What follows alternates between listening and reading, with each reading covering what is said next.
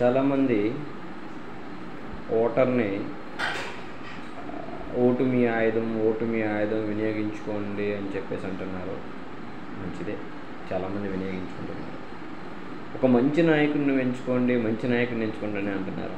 అది కామెడీగా తీసుకోవాలో లేకపోతే సీరియస్గా తీసుకోవాలో అది ఎప్పటికీ ఒక ఓటర్కి మాత్రం మిగిలిపోతూనే ఉంటారు.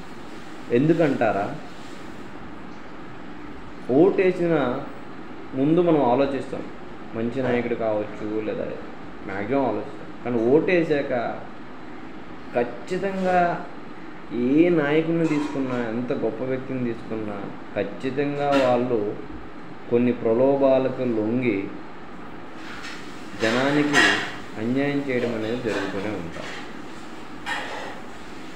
చాలామంది వ్యక్తులు, ఢిల్లీ సీఎం గారు ఉన్నారు, ఆయన్ని చూడండి, ఫస్ట్లో స్టార్టింగ్ అందరూ మంచి వాళ్ళు అనుకున్నారు, ఇప్పుడు ఆయన జైల్లో ఉన్నారు.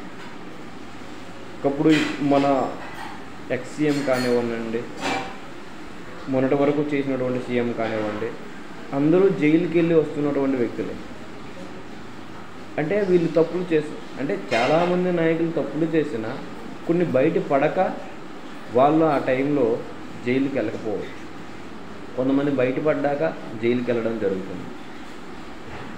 మీరు గమనించవలసిన విషయం ఏంటంటే, మనం ఓటేసిన తర్వాత కూడా నాయకుడు తప్పు వ్యక్తిగా మారే అవకాశం ఉంది. మనం మంచి వ్యక్తి, గొప్ప వ్యక్తి అనుకునే వ్యక్తి. సో ఏదేమైనా అలాగని ఓటుని మనం ఉపయోగించుకోకుండా అయితే ఉండకూడదు. ఎందుకంటే ఒక భారతీయ పౌరుడమై ఉన్న తర్వాత, 18 ఏళ్ళు నిండిన తర్వాత, ఓటు హక్కు వచ్చిన తర్వాత దాన్ని వినియోగించుకోవడం మన యొక్క హక్కు, ఓటు హక్కు. కాబట్టి మన హక్కుని మనం వినియోగించుకోవాలి. ఇంకా అది మనం అయితే ఒకటి, ఎవరికి వేస్తామా అనేది ఎవరి యొక్క ఆలోచన వాళ్ళది. కానీ ఏ నాయకుడైనా చివరిగా వచ్చేది. ఇంకా ఇప్పుడు చాలా దగ్గరలో చూస్తుంటాం, చాలా వీడియోలు మనం యూట్యూబ్లో చూస్తుంటాం, లేదా ఎక్కడో ఒక దగ్గర టీవీలో చూస్తుంటాం. చాలామంది నాయకులు కూడా చెప్తుంటారు, అంటే వచ్చే ముందు, నాకేంటి నెలకి 10 లక్షల శాలరీ వస్తుంది, 20 లక్షల శాలరీ వస్తుంది, నాకెందుకు అవన్నీ వదిలేసి మీ మధ్యన తిరుగుతున్నాను, నాకేంటి అవసరం అని చెప్పేసి కొంతమంది నాయకులు లేదా నాయకుల పిల్లలు అనొచ్చు. అంటే వీళ్ళందరూ మనల్ని ఉద్ధరించేయడానికేనా? మనల్ని ఏదో చేసినా? ఆలోచించండి. అంటే ఏదో రాజకీయంలో ఒక లబ్ధి ఉంది, అది డేర్ చేసినోడు, లేకపోతే సంథింగ్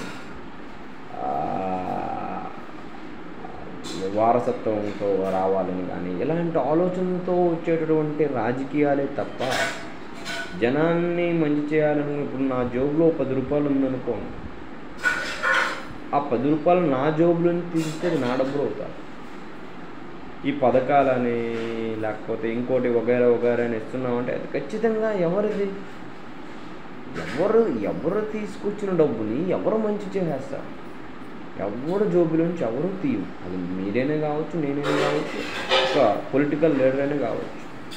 మన దగ్గర ఉన్నటువంటి అమౌంట్ని మన వాళ్ళు ఉపయోగిస్తారు.